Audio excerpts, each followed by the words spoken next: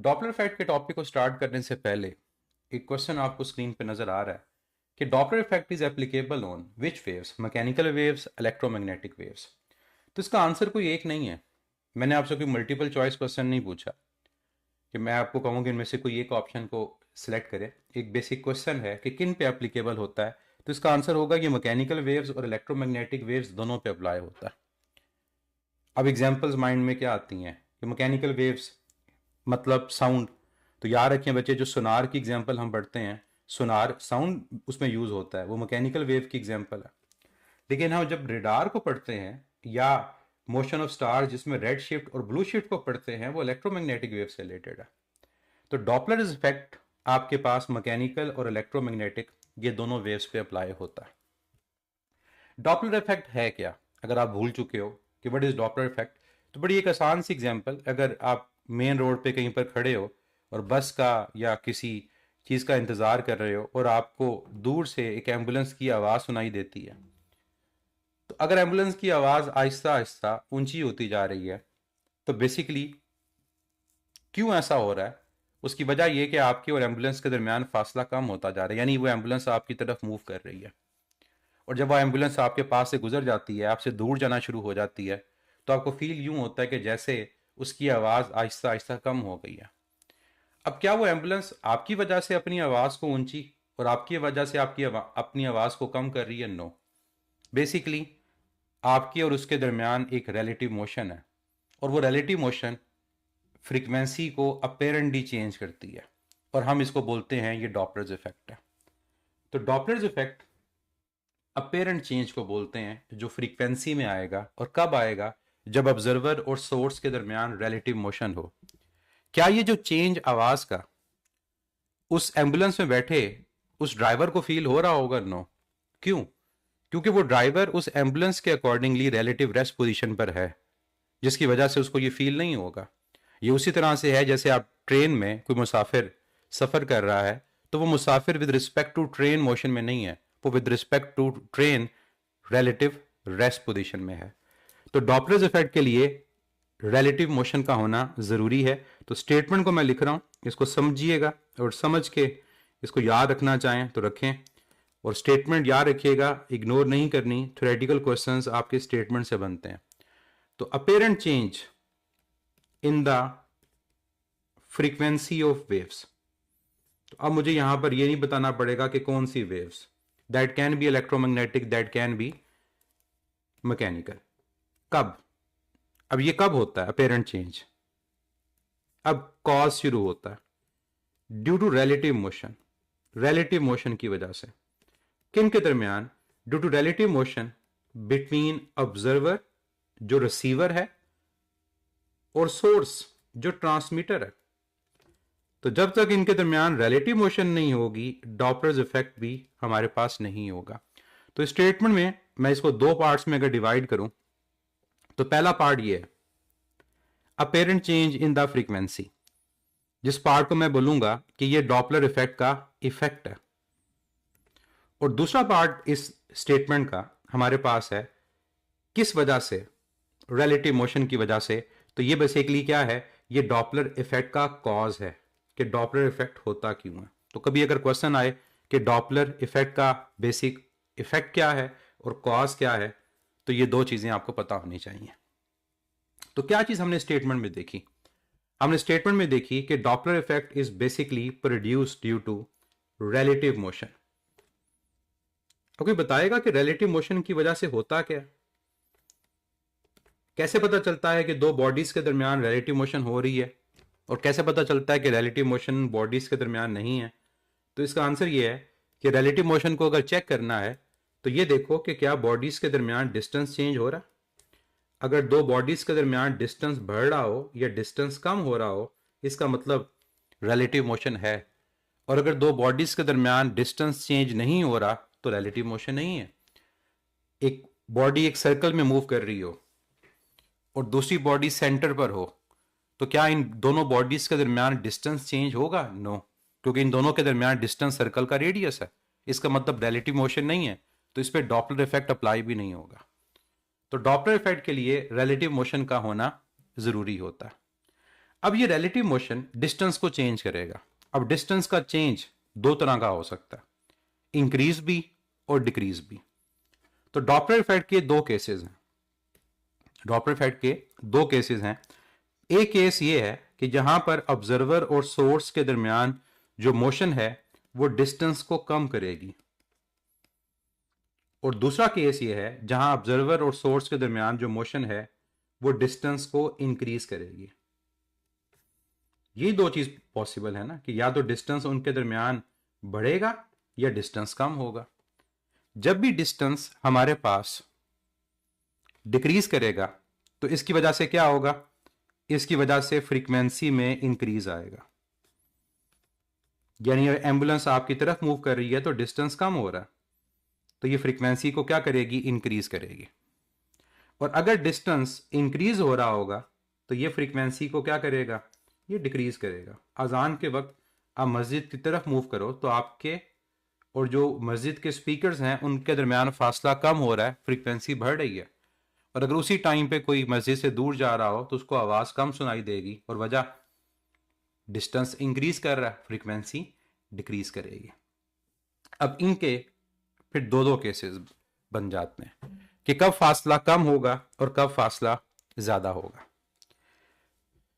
जो पहला केस है डिस्टेंस के कम होने का, अगर उसमें मैं ये ऑब्जर्व करूं कि ऑब्जर्वर मूव कर रहा है लेकिन सोर्स मूव नहीं कर रहा, ऑब्जर्वर मूव कर रहा है लेकिन सोर्स मूव नहीं कर रहा, तो वो केस ये बनेगा कि observer is moving towards the source.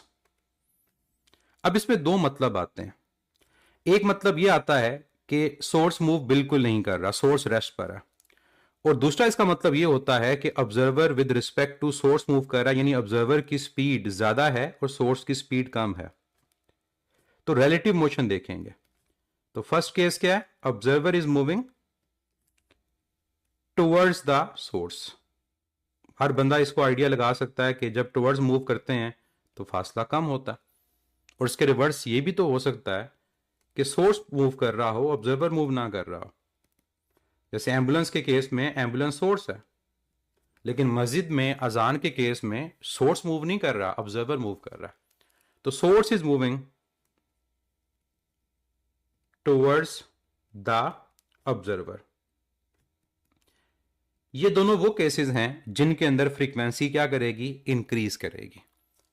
अब इसको हम यूं देख लेते हैं कि हमारे पास लेट से ये कोई ऑब्जर्वर है, इसको ओ कह देता हूं, और ये ऑब्जर्वर मूव कर रहा है कितनी स्पीड से, यू नॉट से, किसकी तरफ, एक सोर्स की तरफ। फर्स्ट करो एक स्पीकर है जहां से साउंड प्रोड्यूस हो रहा है, और साउंड की जो स्पीड है वो कितनी है, दैट इज वी।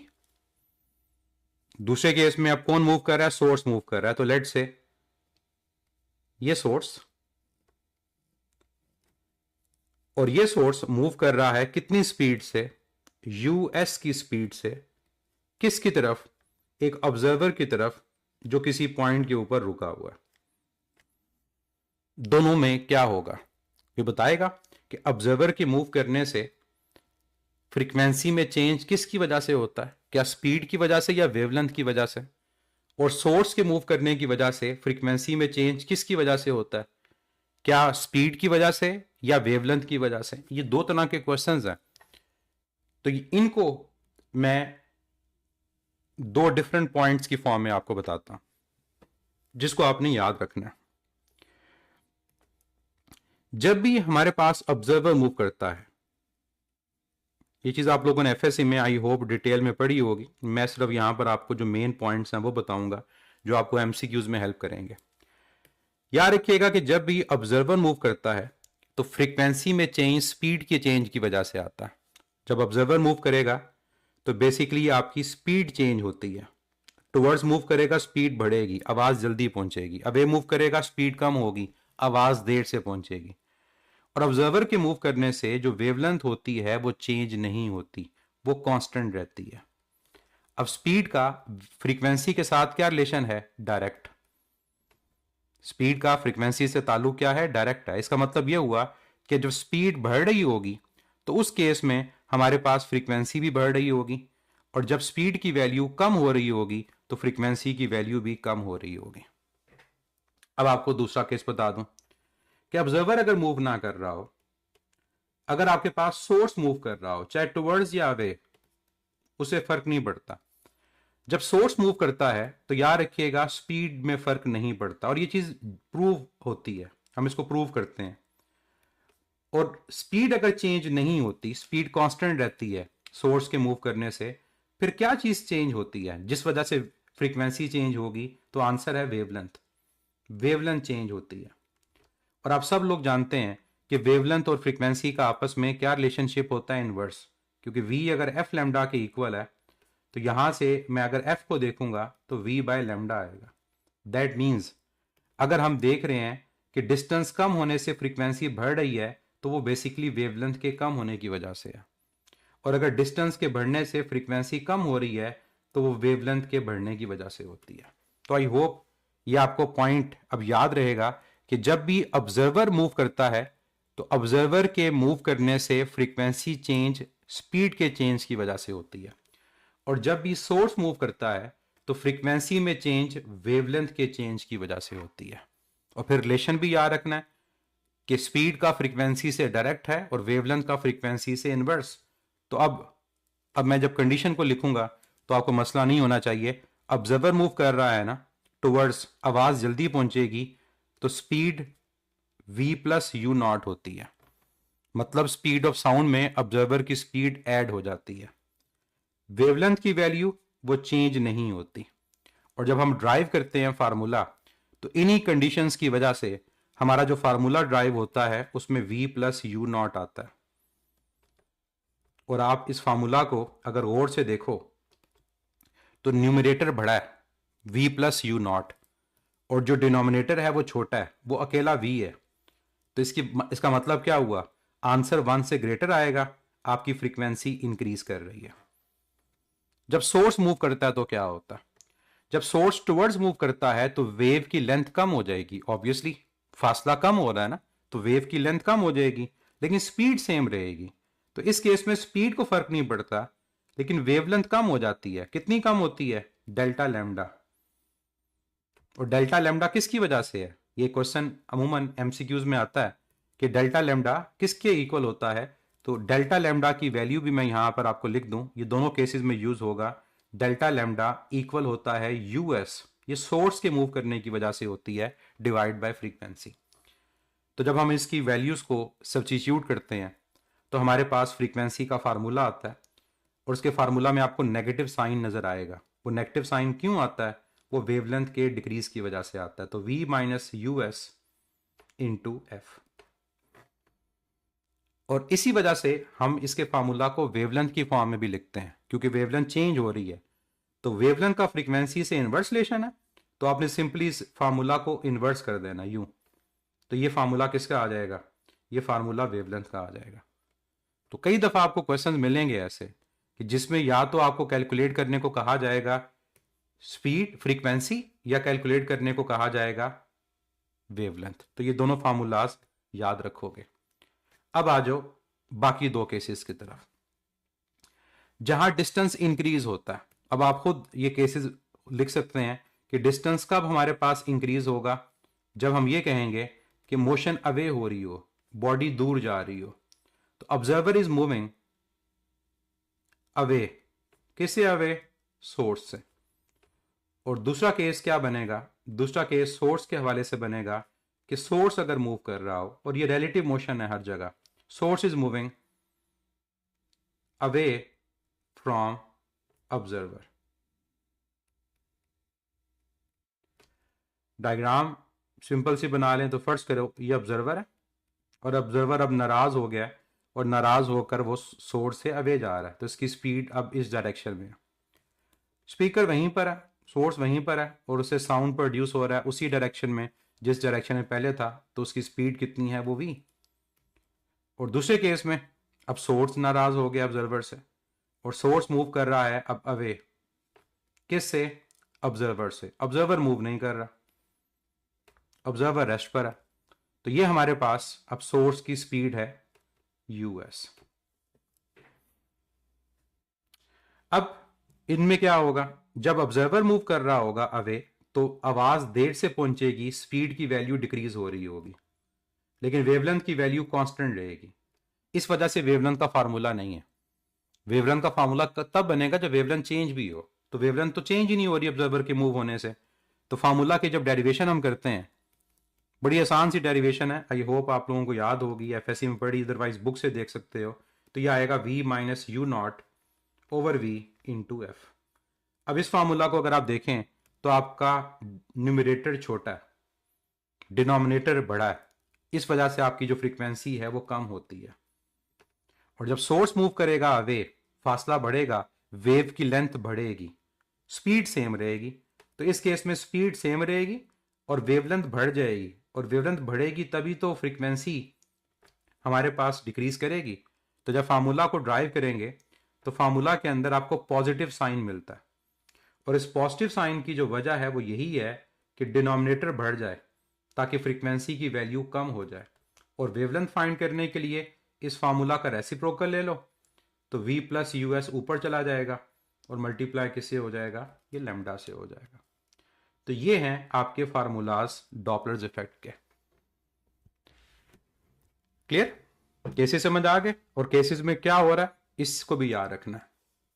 अब फौरन बच्चों के माइंड में क्वेश्चन आता है, जैसे मुझे क्वेश्चन मिला कि ऑब्जर्वर के केस में वेवलेंथ का फार्मूला क्या होगा, तो उसका बड़ा आसान सा आंसर है कि वेवलेंथ चेंज ही नहीं हो रही, तो फार्मूला कहां से आएगा।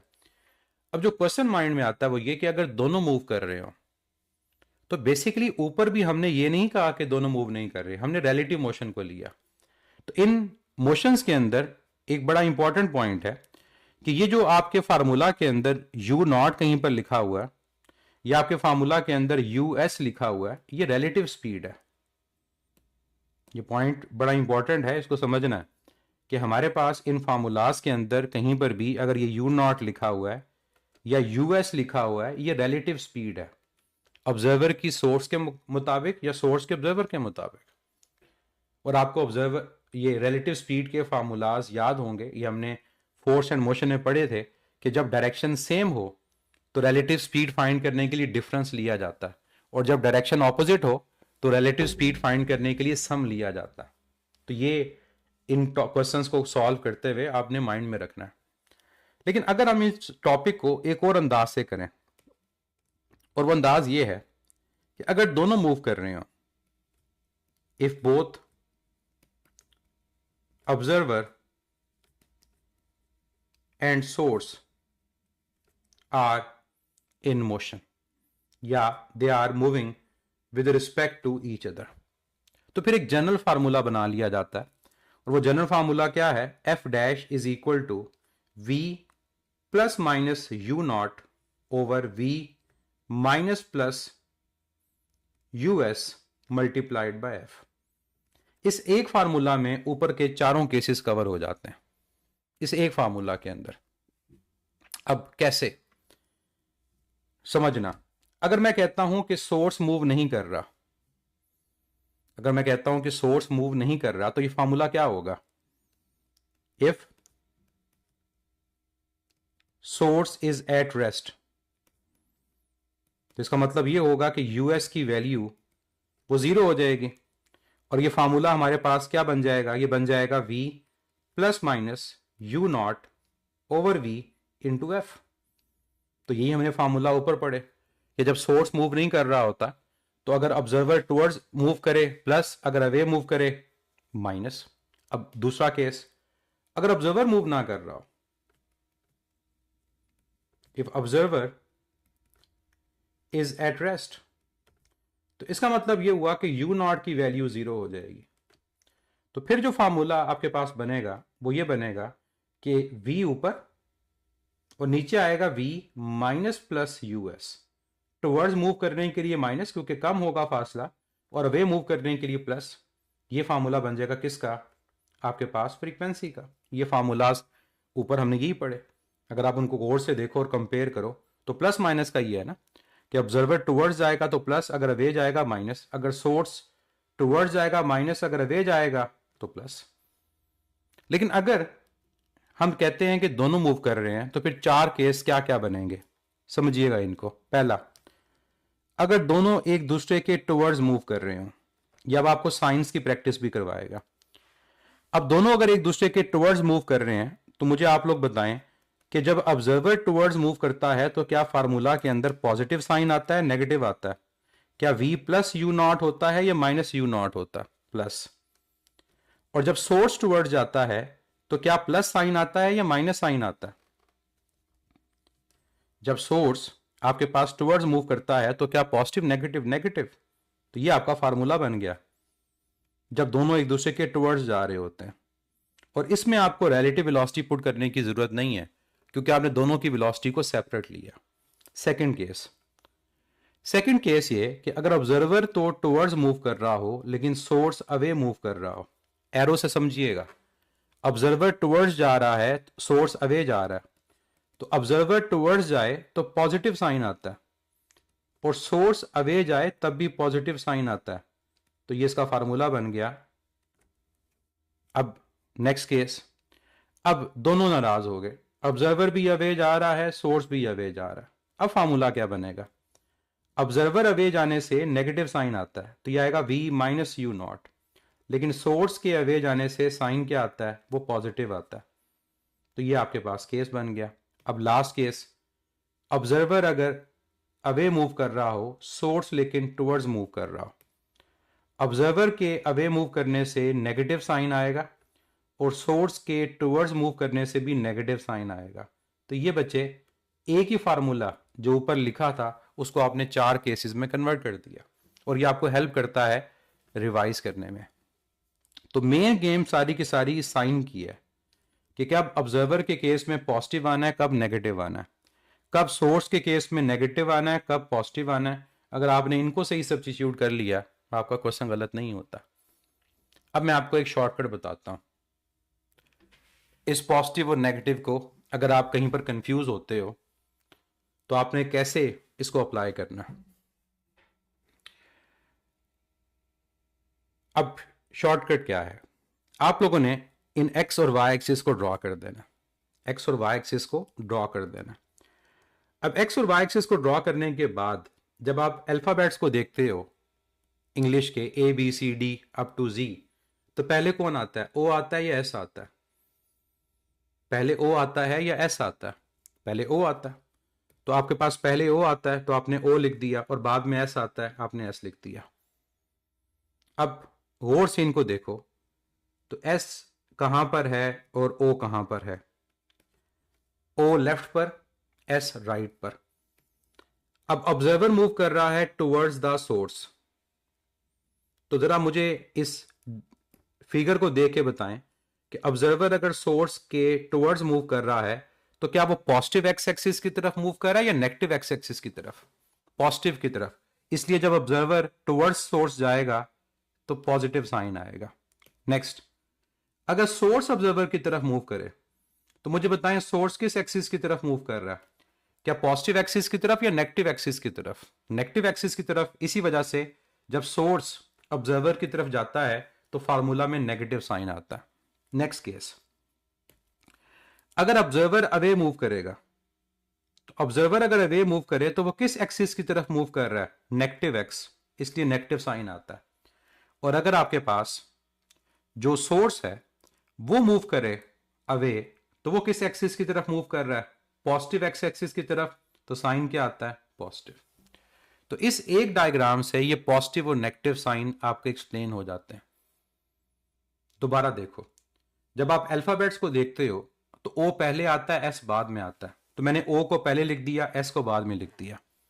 जब ओ को पहले और एस को बाद में लिखा तो ओ आपके पास किस एक्सिस की तरफ है? लेफ्ट की तरफ, नेगेटिव एक्सिस की तरफ। और एस कहां पर है? पॉजिटिव एक्सिस की तरफ। अब इनकी मोशन को स्टार्ट करो। जब ऑब्जर्वर टुवर्ड्स सोर्स मूव करेगा तो ऑब्जर्वर किस एक्सिस की तरफ जा रहा है? पॉजिटिव की तरफ। इस वजह से ऑब्जर्वर जब टुवर्ड्स मूव करता है तो हमारे फार्मूला के अंदर पॉजिटिव साइन आता है। मैं फार्मूला भी लिख देता हूं। फार्मूला बनता है v plus you naught over v into F. और ऑब्जर्वर जब अवे मूव करता है, अवे, तो वो नेगेटिव एक्स की तरफ जा रहा है ना, इस वजह से हमारे फार्मूला के अंदर साइन क्या आता है? नेगेटिव। आई होप अब आपको क्लियर हो गया होगा कि ये क्यों मैं बता रहा हूं कि पॉजिटिव नेगेटिव। सिमिलरली जब सोर्स ऑब्जर्वर की तरफ जाता है तो एरो नेगेटिव एक्स की तरफ है ना, तो इस वजह से हमारे पास नेगेटिव एक्स की तरफ है, हमारे फार्मूला में साइन क्या आ रहा है, वो नेगेटिव आ रहा है, और जब मूव करेगा अवे तो वो पॉजिटिव एक्स की तरफ मूव करेगा, तो हमारे फार्मूला के अंदर साइन भी क्या आता है, वो पॉजिटिव आता है। तो ये भी एक तरीका है जो टीचर्स बताते हैं कि कैसे आप इन पॉजिटिव और नेगेटिव साइन को याद रख सकते हो। बाकी काम प्रैक्टिस के साथ है कि आप जितने क्वेश्चंस की प्रैक्टिस करते हो आपको उतना आइडिया होता है फार्मूला के यूजेज का, कि कौन सा फार्मूला यूज करना है, ऑब्जर्वर मूव कर रहा है, सोर्स मूव कर रहा है, अवे मूव कर रहा है या टुवर्ड्स मूव कर रहा है। तो ये चीजें इंपॉर्टेंट है। क्लियर? तो ये एक तरह का शॉर्टकट है इस पॉजिटिव साइन और नेगेटिव साइन के लिए। अब चलते हैं एप्लीकेशंस की तरफ। डॉपलर इफेक्ट क्या है ये तो हमने पढ़ लिया। अब अप्लाई कहां पर होता है? डॉपलर इफेक्ट की डिफरेंट एप्लीकेशंस हैं प्रैक्टिकल, हम जो लाइफ में देखते हैं। सबसे पहले हम बात करते हैं रेडार की। अब रेडार एब्रीवेशन है, और ये एमसीक्यू पूछा जाता है कि रेडार किसकी एब्रीवेशन है। Radar is the abbreviation of radio waves detection and ranging system. तो अगर आप रेडार में आर ए को देखो तो वो रेडियो वेव्स हैं, डी डिटेक्शन है, आर रेंजिंग है, और ए बीच में जो आ रहा है वो एंड है। अब इसके नाम से आपको क्लियर हो जाता है कि रेडार का काम क्या है, कि ये आपके पास डिटेक्शन पर्पस के लिए यूज होता है। किस पर्पस के लिए यूज होता है? डिटेक्शन पर्पस के लिए। अब कैसे यूज होता है, अब इसकी एक्सप्लेनेशन की तरफ आए। फर्स्ट करो किसी बेस के ऊपर एक रेडार इंस्टॉल है, और आपने देखा होगा जो रेडार होता है वो रोटेट कर रहा होता है। तो बेसिकली उस रेडार में से हर टाइम के ऊपर रेडियो वेव्स एमिट हो रही होती हैं हर डायरेक्शन में, और वो बेसिकली ये डिटेक्ट कर रहा होता है कि क्या उसकी रेंज के अंदर कोई चीज़ तो नहीं आ रही जिसको उसने डिटेक्ट करना है। लेट से किसी एनिमी के उसने क्राफ्ट को डिटेक्ट करना है या किसी भी चीज़ को डिटेक्ट करना है। अब हर टाइम पे वो रेडियो वेव्स को सेंड कर रहा है जिसकी फ्रीक्वेंसी कितनी है, एफ। अब अज्यूम कर लेते हैं कि कोई एक क्राफ्ट उसकी रेंज के अंदर एंटर हो जाता है, कोई एयरक्राफ्ट उस रेडार की रेंज के अंदर एंटर हो जाता है, तो होगा क्या, वो रेडियो वेव्स उस एयरक्राफ्ट के साथ टकराएंगी और वहां से रिफ्लेक्ट बैक होंगी। तो जो रेडियो वेव आपने सेंड की थी उसकी फ्रीक्वेंसी एफ है, और जो रिफ्लेक्ट होके वापस आएंगी बच्चे उसकी फ्रीक्वेंसी क्या होगी, वो एफ डैश होगी। अब यहां से हमें यह आइडिया लगाना है कि क्या जो एयरक्राफ्ट है वो एज अ सोर्स बिहेव कर रहा है या एज अ ऑब्जर्वर बिहेव कर रहा है। तो बेसिकली रेडार रेडियो वेव्स को डिटेक्ट कर रहा है, तो रेडार एक ऑब्जर्वर है, और जिस चीज को वो डिटेक्ट कर रहा है जहां से वेव रिफ्लेक्ट होकर वापस आ रही है वो सोर्स है। और वो सोर्स क्यों है, क्योंकि वहां से रेडियो वेव रिफ्लेक्ट होकर दोबारा रेडार की तरफ जा रही हैं जिसको रेडार डिटेक्ट करेगा। तो रेडार के अंदर आपके पास ठीक है डिटेक्शन का फिनोमिना तो होता है, लेकिन वो डिटेक्शन तभी हो पाएगी जब वो रेडियो वेव्स किसी जगह से रिफ्लेक्ट भी होंगी। अब अगला काम आसान हो गया। जो ऑब्जर्वर ने अगर फ्रीक्वेंसी डिटेक्ट की वो पहले से ज्यादा है, तो इसका मतलब क्या होगा, इसका मतलब ये होगा कि जो सोर्स है वो ऑब्जर्वर के टुवर्ड्स मूव कर रहा है, मतलब एयरक्राफ्ट एंटर हो गया रेंज में, और अगर जो फ्रीक्वेंसी उसने डिटेक्ट की वो पहले से कम हो गई है, इसका मतलब सोर्स ऑब्जर्वर से कहां मूव कर रहा है, वो अवे मूव कर रहा है। तो ये दो केसेस होते हैं कि या तो रेडार की रेंज में कोई चीज आ रही होती है या रेडार से बाहर जा रही होती है। तो अगर फ्रीक्वेंसी बढ़ रही है फासला कम हो रहा है, करीब आ रही है। अगर फ्रीक्वेंसी ज्यादा हो रही है तो फासला बढ़ रहा है, इसका मतलब ऑब्जेक्ट अवे मूव कर रहा है। रेडियो वेव्स कैसे डिटेक्ट होती हैं बच्चे? रेडार मशीन है, उसके अंदर आपके पास पूरा का पूरा डिटेक्शन का मैकेनिज्म है। तो जो रेडियो वेव्स आपके पास रिफ्लेक्ट होकर वापस आ रही होती है उनको वो रिसीव करता है, डिटेक्ट करता है।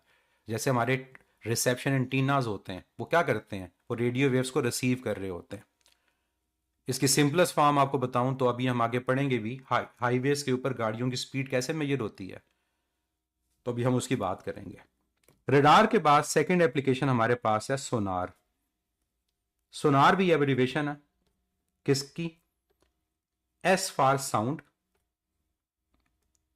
S for sound waves, N for navigation, sound waves navigation, navigate मतलब तलाश करना, A for and R for ranging system. तो रेडियो वेव्स पहले थी, अब साउंड वेव्स हैं। तो ये सोनार एब्रीवेशन किसकी है? ये एब्रीवेशन है sound waves navigation and ranging की। किसकी एब्रीवेशन है? Sound waves navigation and ranging. मतलब इसमें रेडियो की जगह साउंड यूज होता है। अब पहला क्वेश्चन तो इसमें यह पूछा जाता है कि सोनार के अंदर कौन सा साउंड यूज होगा? तो याद रखिएगा इसमें अल्ट्रासोनिक, अल्ट्रासाउंड यूज होता है, अल्ट्रासोनिक वेव्स। और अल्ट्रासोनिक बाय नेचर क्या है? लॉन्गिट्यूडनल है।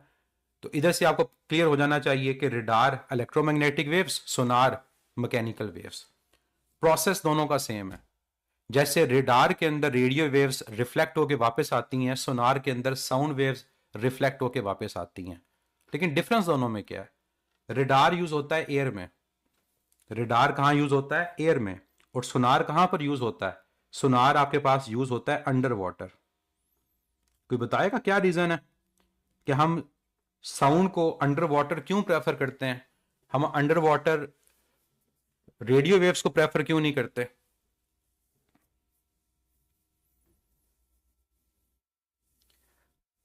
क्या रीजन है? तो बड़ी आसान सी बच्चे रीजन है कि जो रेडियो वेव्स हैं वो ट्रांसफर्स हैं, और ट्रांसफर की स्पीड एयर में ज्यादा होती है।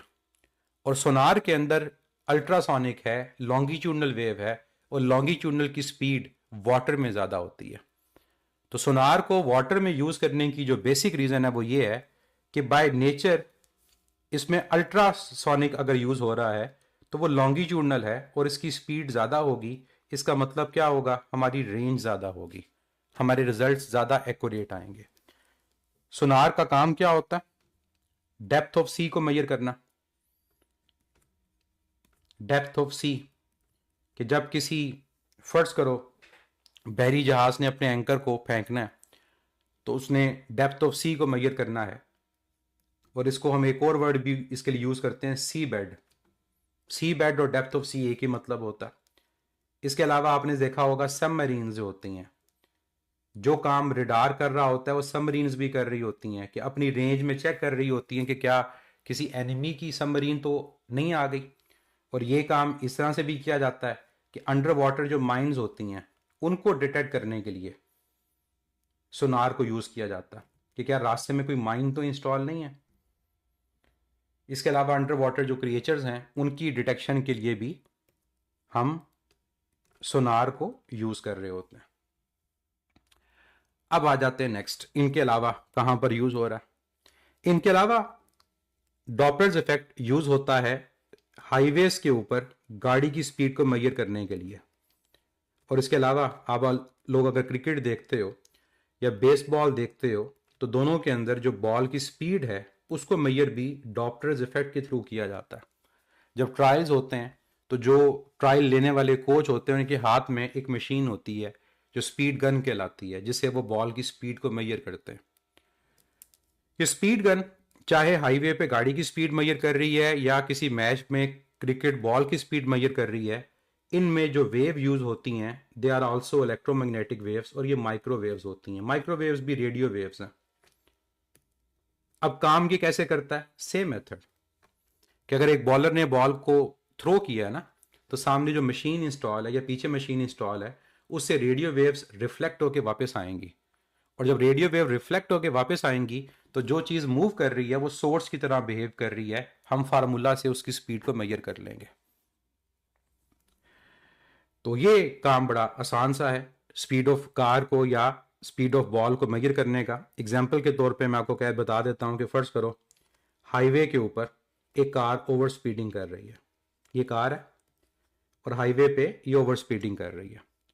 सामने कहीं पर छुप के ट्रैफिक पुलिस वाले या हाईवे पुलिस वाले बैठे हुए हैं जिन्होंने स्पीड गन को इंस्टॉल किया होता है।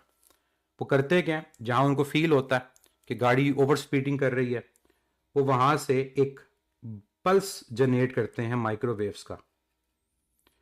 अब माइक्रोवेव जो वो सेंड करते हैं उनकी फ्रीक्वेंसी एफ होती है, और सामने गाड़ी से जो एक ऑब्स्टेकल है वहां से वो रेडियो वेव्स, माइक्रोवेव्स रिफ्लेक्ट होके वापस आती हैं और दोबारा से वो उसको डिटेक्ट करता है फ्रीक्वेंसी एफ डैश।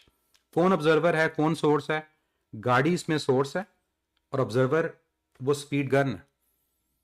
अब एफ और एफ डैश मालूम हो गया तो आपको फार्मूलाज पता है।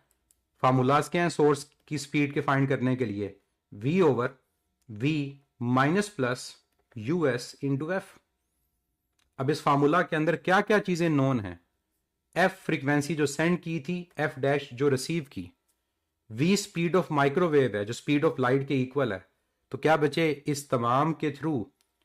क्या यूएस की वैल्यू फाइंड नहीं हो सकती कि जो कार है वो कितनी स्पीड से मूव कर रही है?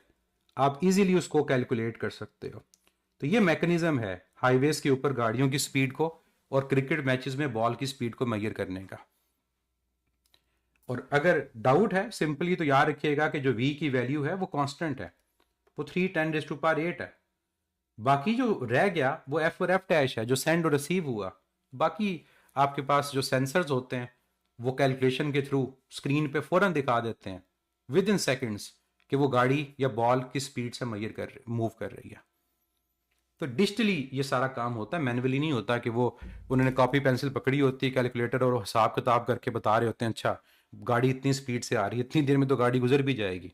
तो ये सेंसर्स होते हैं जो विद इन सेकेंड्स डिजिटली बता देते हैं स्क्रीन के ऊपर कि गाड़ी की स्पीड क्या है। जैसे क्रिकेट मैच में बॉलर बॉल को अभी फेंकता है, वो बैट्समैन अभी हिट नहीं करता, स्क्रीन पे लिखा हुआ आ जाता है कि 145 किलोमीटर पर आवर की स्पीड से किसी बॉलर ने बॉल को करवाया। नेक्स्ट, एक बड़ी important application MCQ point of view से, मोशन ऑफ स्टार्स। स्टार्स की मोशन को डिटेक्ट करने के लिए भी डॉपलर्स इफेक्ट को यूज किया जाता है। जो लेबॉर्ट्री के अंदर हमारे पास साइंटिस्ट होते हैं बेसिक, वो इस चीज को डिटेक्ट कर रहे होते हैं। मैं आपको ब्रीफली बता देता हूं कि हमारे पास अर्थ एक ऑब्जर्वर की तरह बिहेव करेगी क्योंकि लैब्स के अंदर हम लाइट को डिटेक्ट कर रहे होते हैं और वो लाइट कहां से आ रही होती है? एक डिस्टेंट स्टार से, जो दूर कहीं पर एक स्टार है। अब लाइट स्टार से जमीन तक पहुंच रही है जिसको आप डिटेक्ट कर रहे हो और उसका एक स्पेक्ट्रम क्रिएट कर रहे हो। अब दो पॉसिबिलिटीज होती हैं। नंबर 1, या तो वो स्टार अर्थ से अवे जा रहा है या वो स्टार अर्थ के टुवर्ड्स जा रहा है। इन दो चीजों को डिटेक्ट करना होता है। अब स्टार अगर अर्थ से अवे जाएगा, स्टार अगर कहां मूव करे? वो अवे फ्रॉम अर्थ मूव करे, तो मुझे बताएं क्या वेवलेंथ बढ़नी चाहिए, कम होनी चाहिए? क्योंकि स्टार सोर्स है, अर्थ ऑब्जर्वर है। तो स्टार अगर अवे मूव करेगा तो क्या वेवलेंथ बढ़नी चाहिए, कम होनी चाहिए? ऊपर मैंने आपको केसेस में बताया है कि जब सोर्स अवे मूव करता है ऑब्जर्वर से, जब सोर्स अवे मूव करता है ऑब्जर्वर से तो हमारी वेवलेंथ की वैल्यू इंक्रीज करती है। अब किसकी वेवलेंथ ज्यादा है, रेड की या ब्लू की? रेड की। तो जो वेवलेंथ इंक्रीज करती है तो अर्थ के ऊपर जो स्पेक्ट्रम बन रहा होता है वो रेड की तरफ शिफ्ट होता है क्योंकि वेवलेंथ बढ़ रही है। और हम बोलते क्या है इसको? हम कहते हैं ये रेड शिफ्ट है। तो जब स्टार अर्थ से अवे मूव करता है तो वेवलेंथ इंक्रीज करती है और रेड की वेवलेंथ ज्यादा होती है। इस शिफ्ट को क्या बोलते हैं? Red shift. और अगर एक स्टार अर्थ के टुवर्ड्स मूव कर रहा हो, कैसे पता चलता है कि अर्थ के टुवर्ड्स मूव कर रहा है? सिंपल, हमने क्या पढ़ा था? हमने ये पढ़ा था कि जब सोर्स ऑब्जर्वर के टुवर्ड्स मूव करे तो वेवलेंथ में हमारे पास डिक्रीज आता है। तो इस केस में जो स्पेक्ट्रम बन रहा होगा उसकी वेवलेंथ डिक्रीज। और कैसे पता चलेगा वेवलेंथ डिक्रीज कर रही है? वो शिफ्ट होगी ब्लू कलर की तरफ क्योंकि ब्लू की वेवलेंथ कम होती है। और हम इस शिफ्ट को क्या बोलते हैं? हम बोलते हैं कि दैट इज ब्लू शिफ्ट। तो दो तरह के क्वेश्चंस होते हैं। If a star is moving towards the earth, blue shift. If a star is moving away from earth, red shift. और दोनों के फार्मूलाज क्या हैं वो भी मैं लिख देता हूं। जो रेड शिफ्ट का फार्मूला है जिसमें वेवलेंथ आपके पास इंक्रीज हो रही है, इसका फार्मूला होता है v plus US over v into lambda. इसमें यूएस इस स्टार की स्पीड है, v स्पीड ऑफ लाइट जो 3×10⁸ मीटर पर सेकेंड के इक्वल है। और जब वेवलेंथ डिक्रीज हो रही होगी तो इसका फार्मूला क्या होगा? v minus US divide by v multiplied by lambda. तो ये आपके दो केसेस हैं। Red shift and blue shift. इसके अलावा हमारे पास और एप्लीकेशंस भी हैं, जैसे बैट नेविगेशन, जो चमगादड़ होती है वो अपना रास्ता और इसके अलावा अपने खाने की तलाश के लिए डॉपलर्स इफेक्ट को यूज़ करती है।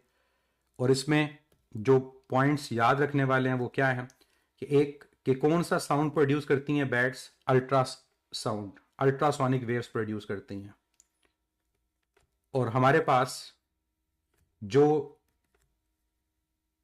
टर्म यूज होती है वो होती है इको लोकेशन की, या फिनोमिना कह सकते हो, जिसकी बेस के ऊपर वो अपने खाने को, रास्ते को तलाश करते हैं, वो इको लोकेशन है। इको क्या होता है? आवाज का टकरा कर वापस आना।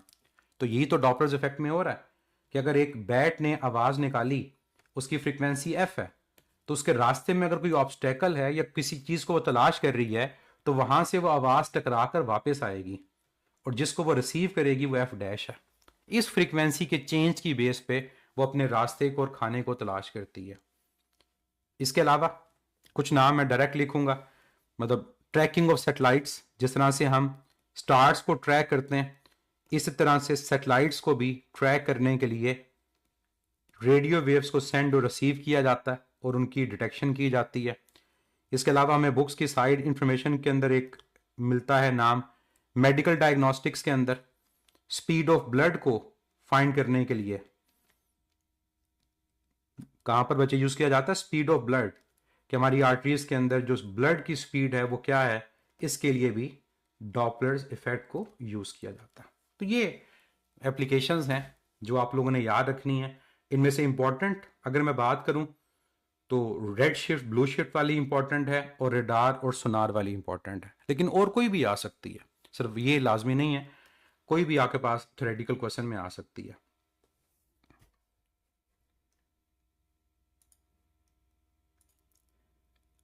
अब हम चलते हैं इसके लास्ट पॉइंट की तरफ, डॉपलर्स इफेक्ट के। और लास्ट पॉइंट एक क्वेश्चन है जो मैं चाहूंगा कि आप लोग इसको सॉल्व करो। क्वेश्चन बाकी भी हम करेंगे ऑब्वियसली डीपीटी के अंदर, लेकिन एक क्वेश्चन, ताकि अभी हमें जो चीज़ पढ़ा उसको रिवाइज भी हम कर दें। क्वेश्चन है कि source of sound of frequency 90 vibration per second is approaching a stationary observer with a speed equal to 1/10 the speed of sound. What will be the frequency heard by the observer? एक source of sound है जिसकी जो frequency produce कर रहा है कितनी? 90 vibration per second, और ये अप्रोच कर रहा है स्टेशनरी ऑब्जर्वर को, मतलब सोर्स मूव कर रहा है कितनी स्पीड से? 1/10 of the speed of sound. तो बताएं जो ऑब्जर्वर आवाज सुन रहा होगा उसकी फ्रीक्वेंसी क्या होगी? आपने इसको कैलकुलेट करके आंसर बताना है। पहली चीज क्या देखनी है कि क्या फ्रीक्वेंसी बढ़ेगी कम होगी। तो हमें क्वेश्चन की स्टेटमेंट में उसने बताया कि अप्रोच कर रहा है। अप्रोच करने का मतलब यह हुआ कि जो सोर्स है वो ऑब्जर्वर के टुवर्ड्स मूव कर रहा है, तो ये टुवर्ड्स वाला केस है। और टुवर्ड्स वाले केस में हम लोग क्या जानते हैं कि हमारी जो वेवलेंथ होती है वो डिक्रीज करती है, लेकिन फ्रीक्वेंसी की वैल्यू इंक्रीज करती है। तो चार ऑप्शंस हो तो चार में से वो ऑप्शन करेक्ट होगी जिसमें हमारी फ्रीक्वेंसी की वैल्यू इंक्रीज कर रही है। अब क्वेश्चन है इंक्रीज होकर कितनी हो गई, तो फार्मूला अप्लाई करें। जब सोर्स ऑब्जर्वर के टुवर्ड्स मूव करेगा तो फार्मूला के अंदर पॉजिटिव साइन या नेगेटिव साइन? नेगेटिव साइन, ये फार्मूला होता है इसका। और अगर अवे मूव कर रहा होता पॉजिटिव साइन आता। अब यहां वैल्यू पुट करें। अब जो डाटा हमें गिवन है वो ये गिवन है कि source 1/10 of the speed of sound से मूव कर रहा है, तो ये सोर्स की स्पीड है 1/10 of the speed of sound. चाहे v/10 या 1/10 लिखो, एक ही बात है। इस वैल्यू को सब्स्टिट्यूट कर दो। क्या v की जरूरत है? नो, वो कैंसल आउट हो जाएगा। तो v minus v/10 multiplied by f। अब नीचे आपने एलसीएम लिया, एलसीएम क्या आ गया? वो 10, और यह आ गया 10v minus v into F. 10v में से v सब्ट्रैक्ट करोगे तो क्या आएगा? 9v आएगा। तो ये आएगा 9v/10 इंटू एफ। v से कैंसिल हो जाएगा। जब v से कैंसिल हुआ, 10 कहां चला जाएगा? 10 ऊपर चला गया। तो आपका आंसर क्या आ गया? वो 10/9 टाइम्स f के इक्वल आ गया। तो 10/9 1 से ग्रेटर वैल्यू है। यहीं से पता चल रहा है कि फ्रीक्वेंसी की वैल्यू बढ़ेगी। अब 10/9 फ्रीक्वेंसी पहले कितनी है, वो 90 है, तो यहां पर आपके पास 90, आसान सी कैलकुलेशन है, ये 10 और 10 इंटू 10 100, तो 100 हर्ट्ज आपका आंसर है। और 100 हर्ट्ज क्या है, पहली फ्रीक्वेंसी से ज्यादा है, तो फ्रीक्वेंसी विल इंक्रीज। तो हर्ट्ज लिख दो या वाइब्रेशन पर सेकंड लिख दो, एक ही बात है।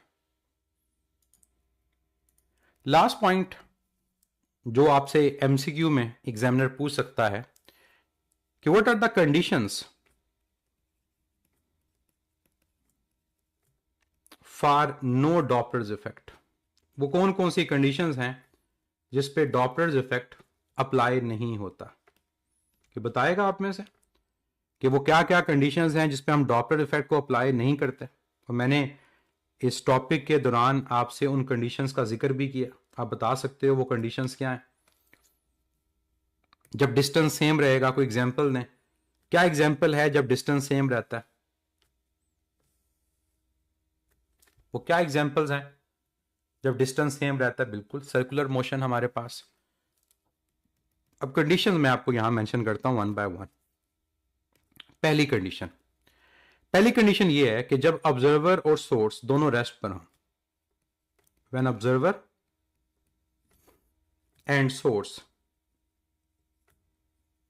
Are at rest, Doppler effect apply नहीं होता। क्यों नहीं होता, रिलेटिव मोशन नहीं है। नंबर 2, सेकंड कंडीशन हमारे पास ये होती है कि जब दोनों मूव तो कर रहे हो लेकिन दोनों के दरमियान जो डिस्टेंस है वो कांस्टेंट रहे। तो क्या हमारे पास कंडीशन होगी कि when observer and source move in such a way that distance between them remains same. Distance between them remain same. और इसकी एग्जांपल के अंदर हमारे पास क्या आता है कि हमारे पास कौन सी एग्जांपल है जिसमें डिस्टेंस सेम रहेगा, तो वो सर्कुलर मोशन है। कि सर्कुलर मोशन के अंदर हम अगर ये कहते हैं कि हमारे पास ऑब्जर्वर कहां पर है, फर्स्ट करो सेंटर पर है, या ऑब्जर्वर सर्कल में रोटेट कर रहा है, और सोर्स कहां पर है, सोर्स हमारे पास सेंटर पर है, तो इस केस में डॉपलर इफेक्ट अप्लाई नहीं होगा। क्यों नहीं होगा, जब फासला ही चेंज नहीं हो रहा तो हमारे पास किस तरह से फ्रीक्वेंसी में चेंज आएगा।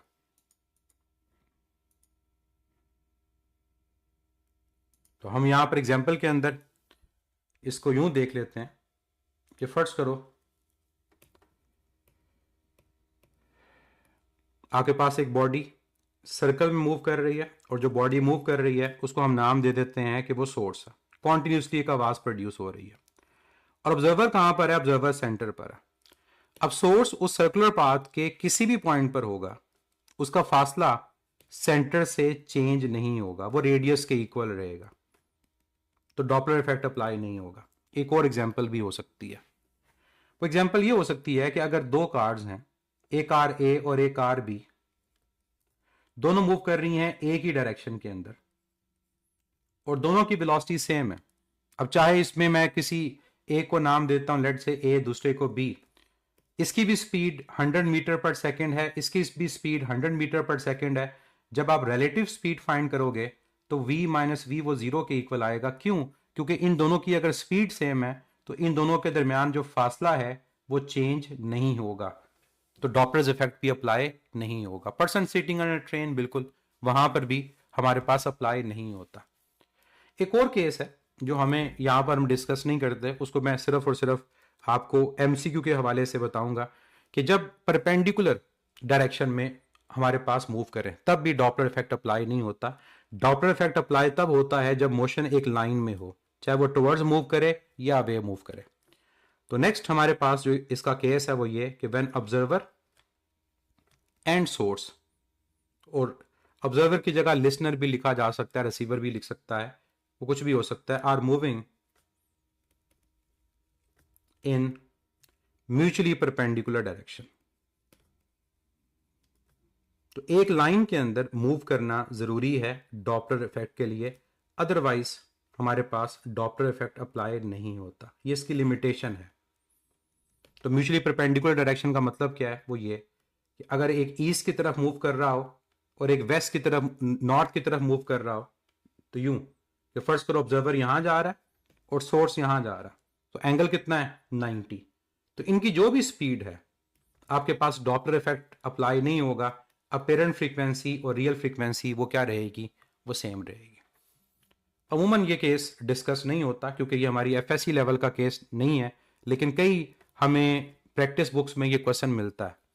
कई ऐसे हमारे पास एग्जाम्स हैं जहां पर ये क्वेश्चन मिलता है कि हमारे पास अगर परपेंडिकुलर डायरेक्शन में मोशन हो तो क्या फ्रीक्वेंसी बढ़ेगी कम होगी, कैलकुलेट करने को कहा जाता है। तो याद रखिएगा फ्रीक्वेंसी में कोई चेंज नहीं आएगा। एक और लिमिटेशन डॉपलर इफेक्ट के हवाले से याद रखिएगा, और वो लिमिटेशन क्या है कि जो आपके पास ऑब्जर्वर की स्पीड है वो हमारे पास कभी भी वेव की स्पीड से ज़्यादा नहीं होगी। इसी तरह जो सोर्स की स्पीड है वो कभी भी आपके पास उसे वेव की स्पीड से ज़्यादा नहीं होगी, चाहे वो साउंड है या लाइट है। ये पॉसिबिलिटी कभी नहीं, क्योंकि अगर आप इनको अप्लाई कर दोगे आपके पास आंसर नेगेटिव आना शुरू हो जाएगा, और फ्रीक्वेंसी नेगेटिव नहीं हो सकती। फ्रीक्वेंसी नेगेटिव नहीं हो सकती। फ्रीक्वेंसी नंबर ऑफ हैपनिंग्स है, और नंबर ऑफ हैपनिंग नेगेटिव में कैसे पॉसिबल है। इसलिए ये लिमिटेशन याद रखनी है कि जब डॉपलर इफेक्ट को आप अप्लाई कर रहे हो तो जो ऑब्जर्वर की स्पीड है या आपके पास सोर्स की स्पीड है वो आपकी वेव की स्पीड के इक्वल या लेसर होगी, वो आपके ग्रेटर कभी नहीं हो सकती। एक पॉइंट आपको मैं रिवाइज करवा दूं रिलेटिव वेलोसिटी के हवाले से। कई बच्चे इसमें गलती करते हैं। जब हमने फोर्स एंड मोशन के टॉपिक को पढ़ा था तो मैंने वहां पर रिलेटिव वेलोसिटी के आपको केसेस बताए थे एंगल के एतबार से। डॉपलर इफेक्ट में उसमें से दो केसेस अप्लाई होते हैं। कौन कौन से? एक अप्लाई हमारे पास होता है 0 डिग्री वाला, और एक अप्लाई होता है 180 डिग्री वाला। 0 डिग्री का मतलब यह है कि अगर आपके पास दोनों एक ही डायरेक्शन में मूव कर रही हो, और 180 का मतलब होता है कि जब ऑपोजिट डायरेक्शन में मूव कर रहे हो। और क्या मैंने बताया था आपको कि जब हमारे पास 0 डिग्री होता है तो जो रिलेटिव वेलोसिटी होती है वो दोनों के डिफरेंस से आती है, और जो आपके पास 180 डिग्री होता है उसमें रिलेटिव वेलोसिटी दोनों के सम से आती है। तो 180 डिग्री पे कोई चांस ऐसा नहीं है कि उनके दरमियान फासला सेम रहे, इवन उनकी वेलोसिटी सेम है, पॉसिबल ही नहीं है। 180 डिग्री का मतलब हमेशा ये नहीं होगा कि वो बॉडीज एक दूसरे के टुवर्ड्स मूव कर रही हैं। 180 डिग्री का मतलब ये भी हो सकता है कि वो बॉडीज एक दूसरे से अवे मूव कर रही हैं। तो इस केस में इवन वेलोसिटी सेम भी हो, फासला सेम नहीं रह सकता। तो 0 डिग्री के अंदर दूसरा केस ये है कि बजाय राइट मूव करने के वो लेफ्ट की तरफ मूव कर रही हो। तो फार्मूला आप लोगों ने याद रखना है, यहां पर डिफरेंस लिया जाता है और 180 के केस में सम लिया जाता है। लेकिन कब? जब आप फाइंड किसको कर रहे हो? रिलेटिव वेलोसिटी को। और ये चीज हम अप्लाई करेंगे क्वेश्चंस में, जिससे आपको मजीद क्लियर होगा कि सोर्स ऑब्जर्वर एक डायरेक्शन में मूव कर रहे हो तो फिर रिलेटिव वेलोसिटी कैसे फाइंड करनी है, और अगर ऑपोजिट डायरेक्शन में मूव कर रहे हो तो तब रिलेटिव वेलोसिटी को कैसे फाइंड करना है।